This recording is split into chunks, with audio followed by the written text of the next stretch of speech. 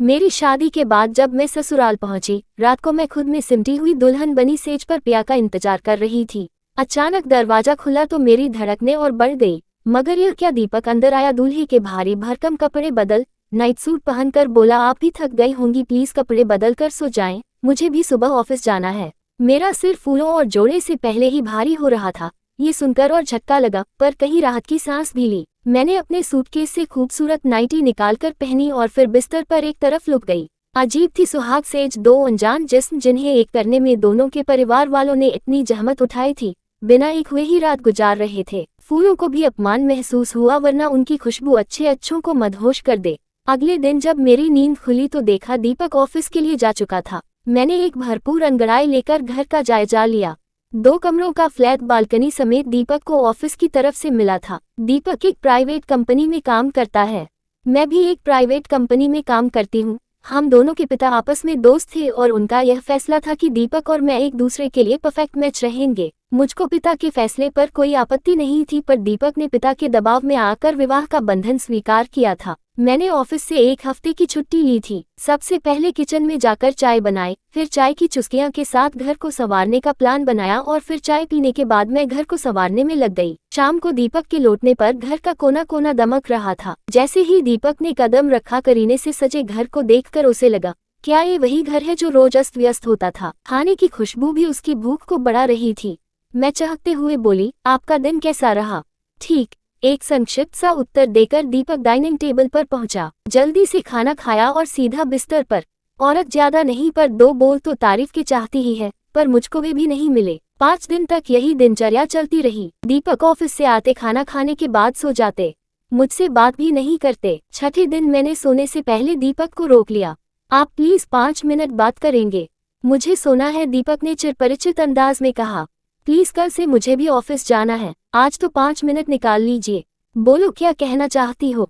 दीपक अन्ना सा बोला, आप मुझसे नाराज है या शादी से? क्या मतलब? आप जानते हैं मैं क्या जानना चाहती हूँ। प्लीज डैडी से बात करो, जिनका फैसला था। पर शादी तो आपने की है। मुझको भी गुस्सा आ गया। जानता हूँ और कुछ, दीपक चढ़कर बोला। मैं समझ गई कि अब सुलझने की जगह बात बिगड़ने वाली है। मैं बोली, क्या ये शादी आपकी मर्जी से नहीं हुई है? नहीं और कुछ। अच्छा ठीक है, पर एक विनती है आपसे। क्या हम कुछ दिनों के लिए दोस्त की तरह रह सकते हैं? मतलब? दीपक को आश्चर्य हुआ।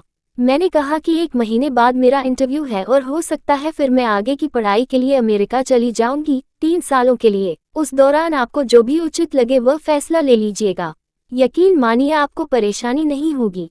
दीपक को इसमें कोई आपत्ति नहीं लगी। फिर हम दोनों साथ साथ नाश्ता करने लगे, शाम को घूमने भी जाने लगे, होटल, रेस्टोरेंट, यहाँ तक कि सिनेमा भी। मैं कॉलेज गर्ल की तरह ही कपड़े पहनती थी, न कि नई नवेली दुल्हन की तरह। हमें साथ देखकर कोई हमको प्रेमी युगल समझ सकता था, पर पति पत्नी तो बिल्कुल नहीं। कैफे हो या काकेदा होटल, दोस्तों के लिए हर जगह बातों का अड्डा होती है और मेरे पास तो बातों का खजाना था। धीरे धीरे दीपक को भी मेरी बातों में रस आने लगा। उसने भी अपनी दिल की बातें खोलनी शुरू कर दी। एक दिन रात को दीपक ऑफिस से लेट आया। उसे जोर की भूख लगी थी। घर में देखा तो मैं पढ़ाई कर रही थी। खाने का कोई अता पता नहीं था। आज खाने का क्या हुआ? उसने पूछा। सॉरी, आज पढ़ते पढ़ते सब भूल गई। वह तो ठीक है, पर अब क्या? एक काम कर सकते हैं, मुझको एक आइडिया सूझा। मैंने सुना है फाजिल नगर फ्लाईओवर के नीचे आधी रात तक पराठे और चाय मिलती है, क्यों ना वही ट्राई करें? क्या? दीपक का मुंह आश्चर्य से खुला रह गया। हाँ, मेरे ऑफिस के काफी लोग जाते रहते हैं, आज हम भी चलेंगे। ठीक है, कपड़े बदलो, चलते हैं। अरे कपड़े क्या बदलने हैं, ट्रैक सूट में ही चलती हूँ, बाइक पर बढ़िया रहेगा, हमें वहाँ कौन जानता है। वहाँ पर पराठे चाय का दीपक के लिए भी बिल्कुल अलग अनुभव था।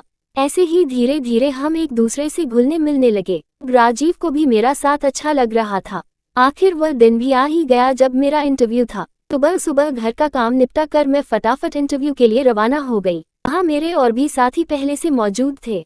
नियत समय पर इंटरव्यू हुआ। मेरे जवाबों ने अधिकारियों को भी खुश कर दिया। उन्होंने कहा जाए अपने दोस्तों को भी बताए कि आप सब पास हो गए हैं। मैं दौड़ते हुए बाहर आए और फिल्मी अंदाज में टाई उतार कर बोली, दोस्तों हम सब पास हो गए हैं। क्या था, बस जश्न का माहौल बन गया। खुशी खुशी सब बाहर आए। मैं सोच रही थी कि बस लूं या ऑटो, तभी मेरा ध्यान गया कि पेड़ के नीचे दीपक मेरा इंतजार कर रहा है। मुझको अपने दायरे का एहसास हुआ तो पीछे हटकर मैं बोली, आप आज ऑफिस नहीं गए? बधाई हो आयशा, तुम्हारी मेहनत सफल हो गई। चलो घर चलते हैं, मैं तुम्हें लेने आया हूँ। दीपक ने मुस्कुराते हुए बाइक स्टार्ट की। मैं चुपचाप पीछे बैठ गई। पहुंचकर खाना खाकर थोड़ी देर के लिए हम दोनों सो गए। शाम को मैं हड़बड़ा कर उठी और फिर किचन में जाने लगी तो दीपक ने रोक लिया। परेशान होने की जरूरत नहीं है, हम आज खाना बाहर खाएंगे या मंगा लेंगे। ओके, मैं अपने कमरे में आकर अपना बैग पैक करने लगी। यह क्या, तुम कहीं जा रही हो? दीपक ने पूछा। ये आपके साथ 1 महीना कैसे कट गया पता ही नहीं चला। अब बाकी काम डैडी के पास जाकर ही कर लूंगी और वहीं से 1 हफ्ते बाद अमेरिका चली जाऊंगी। तो तुम मुझे छोड़कर जा रही हो? जी नहीं, आपसे जो इजाजत मांगी थी उसकी आखिरी रात है आज, मैं मुस्कराते हुए बोली। पता हुआ आयशा, मैं तुम्हारा दोषी हूँ, पर क्या आज एक अनुरोध मैं तुमसे कर सकता हूँ? दीपक ने थोड़े भरे गले से कहा। जी बोलिए। हम 1 महीना दोस्तों की तरह रहे, क्या ये दोस्ती प्यार में बदल सकती है? इस 1 महीने में तुम्हारे करीब रहकर मैंने जाना कि अतीत की यादों के सहारे वर्तमान नहीं जिया जाता। अतीत ही नहीं, वर्तमान भी खूबसूरत हो सकता है। क्या तुम मुझे माफ कर सकती हो? उस रात मैंने कुछ ही पलों में दोस्त से प्रेमिका और प्रेमिका से पत्नी का सफर तय कर लिया। धीरे धीरे दीपक के आगोश में समाकर दीपक ने मुझे अपनी बाहों में ले लिया। मेरे आंखों से आंसू बहने लगे।